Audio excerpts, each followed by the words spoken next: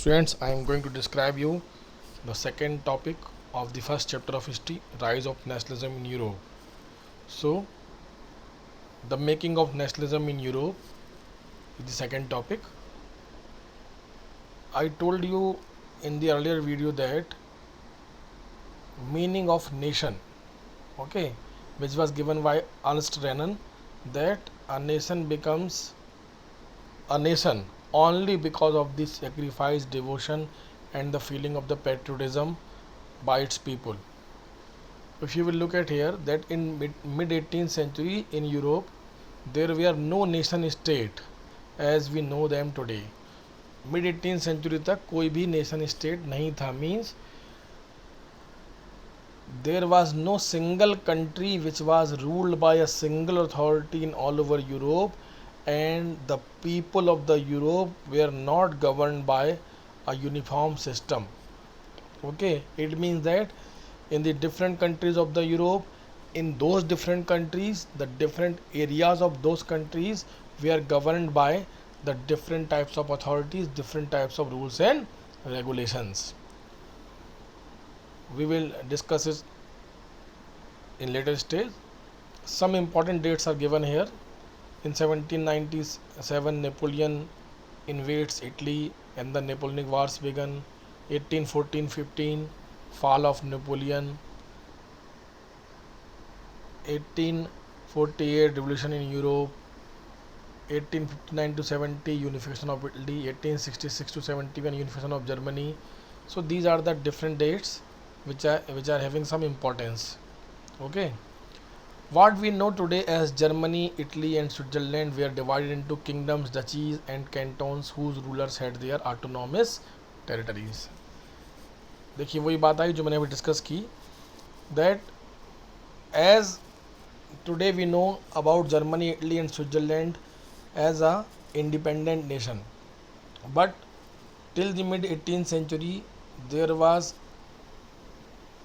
no independent authority, no single authority who was ruling in these countries. Okay, the parts of Germany, Italy and Switzerland, they were governed by different types of monarchy system, different types of military rules, and they were having their own different types of rules and regulations.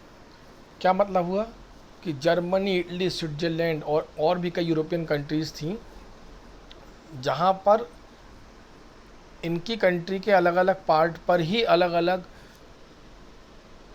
Empires का rule था. ठीक है, मतलब ऐसा नहीं था कि एक ही एम्पायर पूरी कंट्री में रूल कर रही हो. एक पार्ट किसी एक एम्पायर के अंडर में था, दूसरा पार्ट किसी दूसरे एम्पायर के अंडर में था. मतलब एक ही कंट्री में अलग अलग एम्पायर्स, अलग अलग किंग्स, अलग अलग सिस्टम रूल कर रहे थे. इसलिए ये कोई भी कंट्री नेशन स्टेट उस समय तक नहीं बन पाई थी. नेशन स्टेट कब बनता है? when the whole country is governed by a single ruling authority, when the whole country is governed by a single uniform system of rules and regulation. But it was not in the case of Germany, Italy and the Switzerland. For example, आप देखिएगा यहाँ लिखा हुआ है the Habsburg Empire that ruled over Austria and Hungary. Austria Hungary एक European country है. For example, was a patchwork of many different regions and peoples. Okay, it included the Alpine regions, the Tyrol, Austria and the Sudetenland, as well as Bohemia, where the aristocracy was predominantly German speaking. It also included the Italian speaking provinces of Lombardy and Venetia. देखिए क्या बता रहे हैं ये कि Austria Hungary जिस पे Habsburg empire, Habsburg dynasty rule कर रही थी, उसके अलग अलग रीजन में अलग अलग कम्युनिटी के लोगों का रूल था. जैसे अल्पाइन रीजन में ऑस्ट्रिया, सुडेटनलैंड में एरोस्ट्रोक्रेसी रूल कर रही थी. Means the people who were having the higher land. और जो अदर पार्ट्स थे जहाँ पर इटली बोलने वाले लोगों की संख्या ज़्यादा थी, लोबार्डी और वेनेशिया, वहाँ पर अलग लोग रूल कर रहे थे. इन Hungary half of the population spoke Magyar while the other half spoke a variety of dialects. ये देखिए, मतलब they were having the different types of dialects, different type of language, different type of culture and different types of rules and regulation, different types of rulers in their country. तो कोई भी समानता rules regulation में कहीं पर भी नहीं थी, कहीं पर भी यूनिटी की फीलिंग नहीं थी, कहीं पर भी वननेस की फीलिंग नहीं थी। The people were divided in terms of language, in terms of culture, in terms of rulers. ठीक है, अब बात आती है, so how did nationalism and the idea of nation state emerge. तो किस तरीके से इन कंट्रीज़ में नेशनलिज्म का आइडिया सामने आया, किस तरीके से नेशन स्टेट की फीलिंग सामने आई। For this the role played by the new middle class. Okay, who was included in new middle class, यहाँ लिखा हुआ 2.1 में the aristocracy and the new middle class. अब एरिस्टोक्रेसी क्या थी समझिएगा, आप क्लास 9th में अपने फ्रेंच ट्यूशन में पढ़ा है सेकेंड स्टेट के बारे में। Second state was a aristocratic state. Aristocratic state means the people who were having the authority of higher land, the people who were enjoying the privilege right, the people having the higher status in the society with wealth, they included in the aristocrat. On the other hand, the normal middle class, I am talking about the normal middle class, not talking about the new middle class. normal middle class में कौन शामिल था, देखिएगा यहाँ लिखा हुआ है businessman and professionals. ठीक है, बिजनेसमैन एंड प्रोफेशनल कैसे इमर्ज हुए, because in 18th century there was a industrial revolution in the some part of the Britain. Industrial revolution, उद्योग क्रांति हम सब जानते हैं कहाँ से शुरू हुई, ब्रिटेन से शुरू हुई। इंडस्ट्रियल रिवोल्यूशन ने क्या दिया, एक नए वर्ग को जन्म दिया। ये वर्ग कौन सा था, बिजनेसमैन का, प्रोफेशनल्स का, वर्कर्स का, ओके, आर्टिशियंस का, क्राफ्ट पर्सनस का। तो इस मिडिल क्लास ने भी रोल प्ले किया अवेयरनेस लाने में, किसके अगेंस्ट में, एरिस्टोक्रेटिक क्लास के अगेंस्ट में। Why, because most of the powers were in the hand of the aristocratic class which were having the higher land and higher social status and wealth also. So during the time of the industrial revolution, these businessmen professionals started to protest against the rights of the higher land persons, the lord which we know, उनको Lord कहा जाता था, उनके खिलाफ इन लोगों ने विद्रोह शुरू किया बिजनेसमैन प्रोफेशनल्स ने, क्योंकि वो बहुत बड़ी संख्या में इमर्ज होकर सामने आए थे बिकॉज ऑफ इंडस्ट्रियल रेवोल्यूशन। ठीक है, लेकिन the most important role played by the new middle class, अब इसमें कौन शामिल था, it was among the educated liberal middle classes that ideas of national unity following the evolution of aristocratic privilege gained popularity. New middle class कौन था, educated liberal middle class, पढ़ा लिखा उदारवादी मध्यम वर्ग को नई मिडिल क्लास की संज्ञा दी गई। इसमें बिजनेसमैन प्रोफेशनल शामिल नहीं थे, इसमें शामिल थे doctors, teachers, engineers, craft persons who were having the education, who know the ideas of liberty, fraternity and the equality. So they started to spread their ideas among the people to get rid of from the monarchy system and to make the country a single unit. So this middle class played a very important role and got the popularity in the European countries to defeat the aristocratic class and the monarchy system. Now the next point come, what did liberal nationalism stand for? Liberal nationalism मतलब उदार राष्ट्रवाद। अब देखिए liberalism की meaning क्या होती है, the term liberalism derives from the Latin root liber means free. Okay, ध्यान रखिएगा, 1 मार्क का भी क्वेश्चन है, डेफिनेशन ऑफ लिबरलिज्म या meaning of liberalism, it means free. For the new middle classes, liberalism stood for freedom for the individual and equality of all before the law. Question लिखिएगा आप, बहुत important question है, what is meant by the meaning, what is meant by liberalism? और what is the meaning of liberalism, what is meant by liberalism. इसी के आगे लिखिएगा, describe the concept of political comma social comma economic liberalism. Describe the concept of political social and economic liberalism. मतलब उदार राष्ट्रवाद से आप क्या समझते हैं, राजनीतिक, सामाजिक और आर्थिक उदारवाद का सिद्धांत क्या था। अब आप समझिए, जैसा कि मैंने बताया लिबरलिज्म मीन्स फ्री, तो पहले हम बात करते हैं कॉन्सेप्ट की पॉलिटिकल लिबरलिज्म की। ओके, पॉलिटिकल लिबरलिज्म क्या था, मीन्स पॉलिटिकली फ्री होना। पॉलिटिकली फ्री आप कब होंगे, that it emphasise the concept of government by consent. Since the French Revolution, liberalism had stood for the end of autocracy and clerical privileges. A constitution and representative government through parliament. 19th century liberals also stressed the inviolability of private property. यहाँ से अपनी बात शुरू होती है political liberalism की, यहाँ से for the new middle classes. अब समझिए आप इसको, political liberalism means all persons are equal before the law. कानून की नज़रों में सब समान होंगे। There were no discrimination on the among the people on the basis of their birth, on the basis of their social status, जैसा कि France में पहले फर्स्ट, सेकेंड और थर्ड स्टेट के बीच में होता था, हम देख चुके हैं।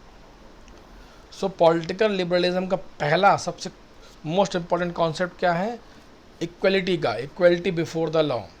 Second most important point of political liberalism is that right to speak।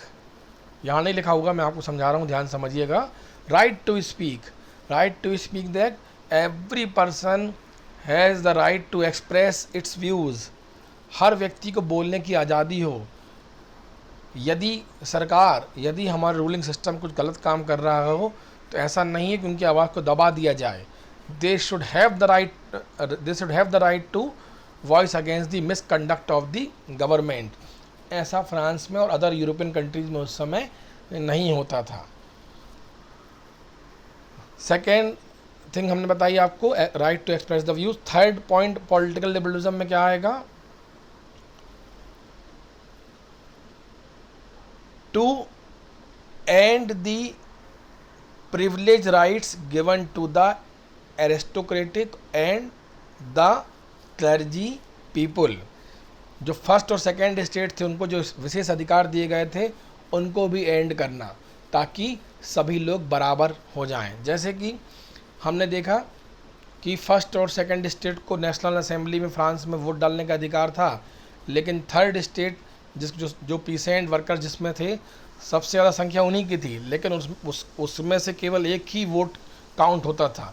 तो हमेशा फर्स्ट और सेकंड स्टेट दोनों के वोट मिला करके वो जीत जाते थे। क्यों? क्योंकि उनके 2 वोट की काउंटिंग होती थी। On the other hand third state की जनसंख्या ज़्यादा थी, लेकिन चूंकि उनका एक ही वोट काउंट होता था तो वो हमेशा हार जाते थे।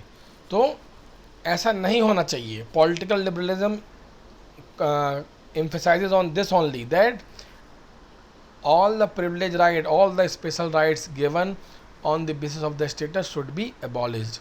तो पॉलिटिकल लिबरलिज्म बड़ा इजी है, इक्वलिटी पे फोकस करता है, प्रिविलेज बर्थ राइट को एंड करने पे फोकस करता है, और राइट टू स्पीक देने की बात करता है। अब बात आती है सोशल लिबरलिज्म की। सोशल लिबरलिज्म काफ़ी हद तक पॉलिटिकल लिबरलिज्म से जुड़ा हुआ है। Social liberalism means universal suffrage. Universal suffrage means the right to vote, that every person should have the right to vote। there should be no discrimination on the basis of gender कि केवल mail ही vote देंगे, female vote नहीं देंगे।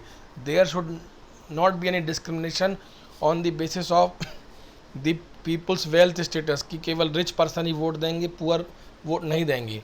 तो ये political liberalism से काफ़ी मिलता जुलता है। तो सोशल लिबरलिज्म में भी एक पॉइंट आता है इक्वलिटी का, समानता का मुद्दा समाज से जुड़ा हुआ है। कि सभी लोग क्या हों, बराबर हों, सबके सबके साथ समानता का व्यवहार हो, there should be no discrimination.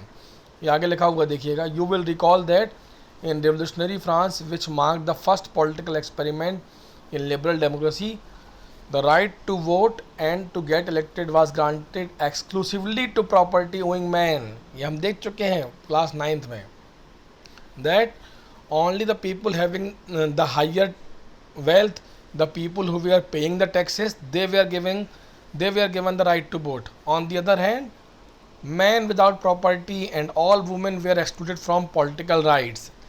जो हम पॉलिटिकल लिबरलिज्म की बात कर रहे थे, ठीक है, कि सभी लोगों को वोटिंग राइट्स नहीं दिए गए थे। तो हम इसको यहाँ पर रिशेड्यूल करते हैं। सोशल लिबरलिज्म में आप लिख लेंगे राइट टू इक्वलिटी वाला कॉन्सेप्ट, ठीक है, और पॉलिटिकल लिबरलिज्म में कौन से कॉन्सेप्ट आ जाएंगे, वोटिंग राइट्स वाला, राइट टू स्पीक वाला, और प्रिविलेज बर्थ राइट को एंड करने वाला। और सोशल लिबरलिज्म में कौन सा आ जाएगा आपका, राइट टू इक्वलिटी वाला। ध्यान रखिएगा, सोशल लिबरलिज्म में आप लिखेंगे राइट टू इक्वलिटी वाला concept, that every person is equal before the law. और पॉलिटिकल लिबरलिज्म में आप लिखेंगे right to universal suffrage, right to speak and right to the end of the privilege birth right. ठीक है, ध्यान रखिएगा, ये हमने रीसफल किया यहाँ पर ताकि आप इजीली अंडरस्टैंड कर सकें। Only for a brief period under the Jacobins, आपने पढ़ा होगा रॉबेस्पियर के बारे में, who was the leader of Jacobins, did all adult males enjoy suffrage. However, the Napoleonic Code went back to limited suffrage and reduced women to the status of a minor, subject to the authority of fathers and husband. ये वही बातें लिखी हुई हैं, simple सा concept. आप जो बातें आप आंसर में लिखेंगे सिंपल कॉन्सेप्ट में, पॉलिटिकल लिबरलिज्म और सोशल लिबरलिज्म में political liberalism includes right to vote, right to speak end of privilege birth right of first and second state. और सोशल लिबरलिज्म में आप लिखेंगे every person is equal before the law. ठीक है, ये जो बात लिखी हुई है यहाँ पर क्लियर है। अब बात आती है इकोनॉमिक लिबरलिज्म की। In the economic sphere liberalism stood for the freedom of markets and the abolition of state impose restriction on the movement of goods and capital. Clear, बड़ा इजी है। इकोनॉमिक लिबरलिज्म मीन्स मार्केट का free होना, किससे, tax से, barrier से, tariff से, custom duties से। Means there should be the free movement of goods and services from one country to another country, one state to another state, between the inter state. Okay, तब तक 18th century तक European countries में ऐसा concept नहीं था। There were heavy duty, heavy custom duty were imposed from one state to another state. If any goods come from our neighboring state or very far state, उन वस्तुओं पर काफ़ी ज़्यादा टैक्स लगाया जाता था ताकि वो महंगी हो जाती थी।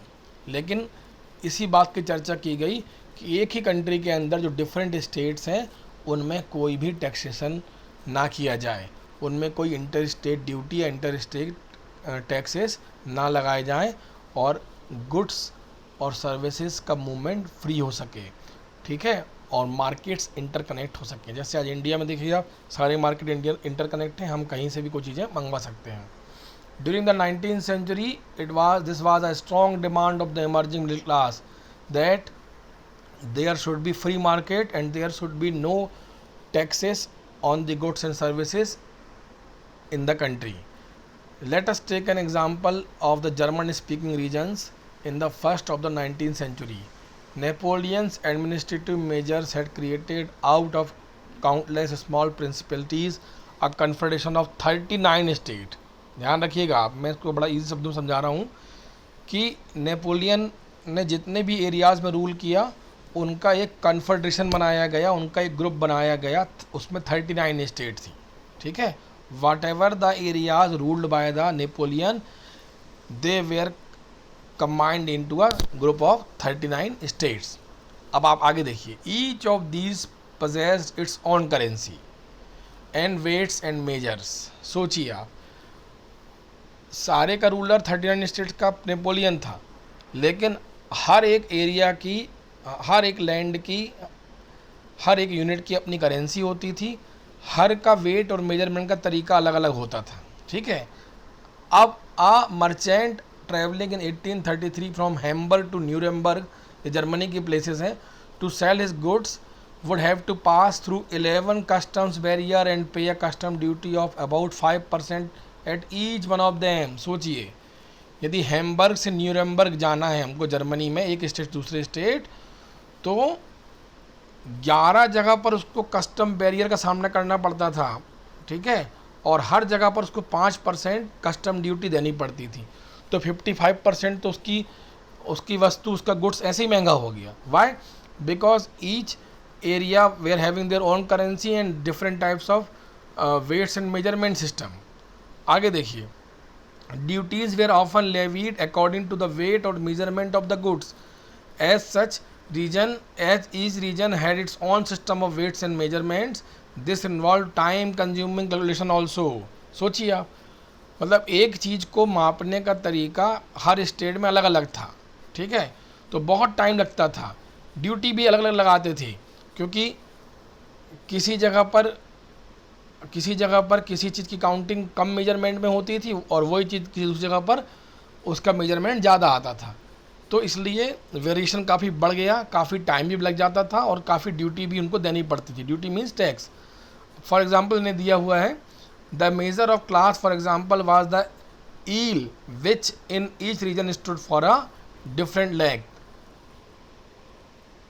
जो क्लॉथ, जो कपड़े की नापा जाता था, वो किस यूनिट में नापा जाता था? ईल में।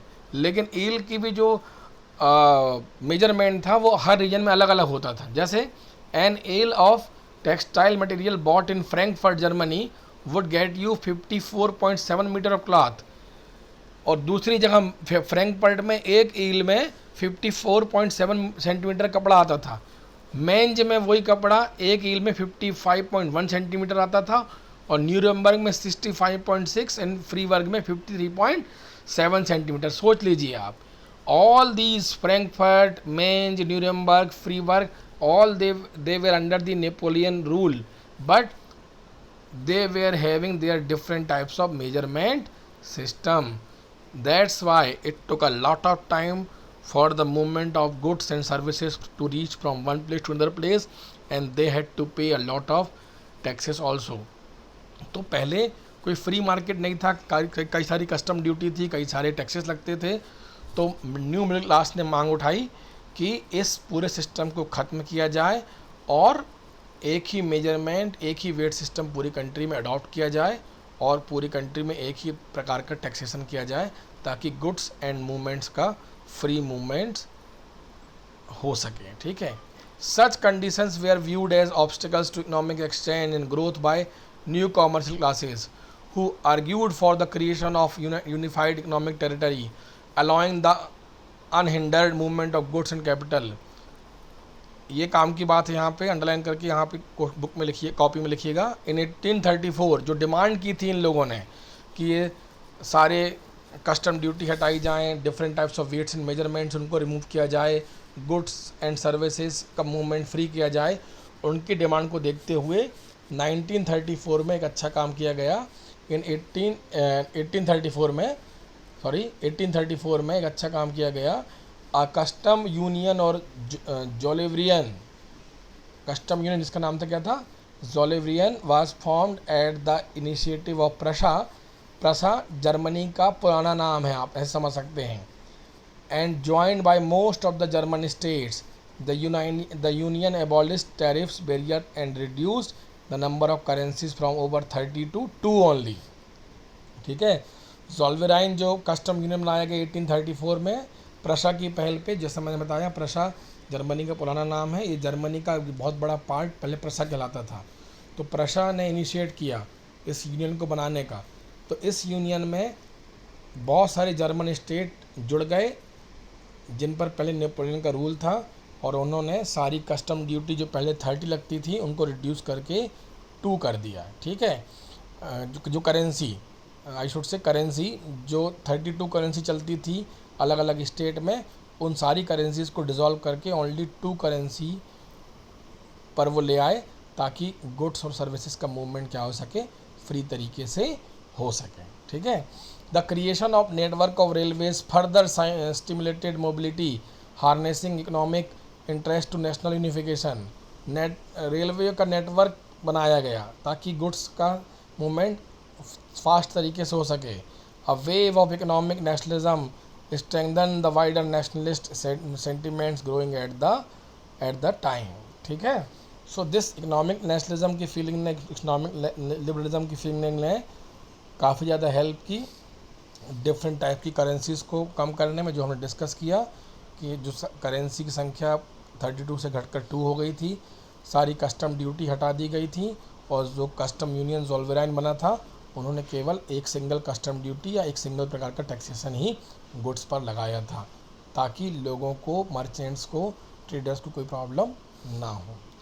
तो इस तरीके से हमने डिस्कस किया इकोनॉमिक लिबरलिज्म, जो मैंने बताया, free movement of goods and services, political liberalism means right to vote, right to speak, and end of privilege birthright, and social liberalism जो हमने डिस्कस किया यहाँ पर, right to equality among the people।